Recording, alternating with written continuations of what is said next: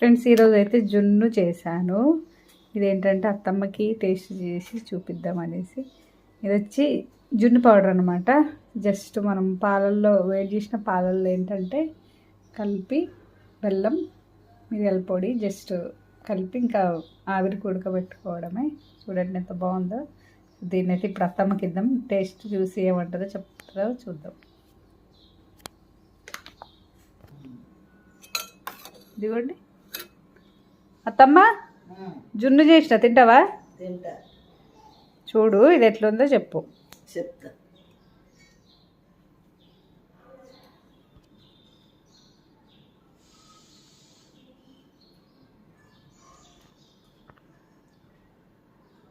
బాగుందా? బాగుంది.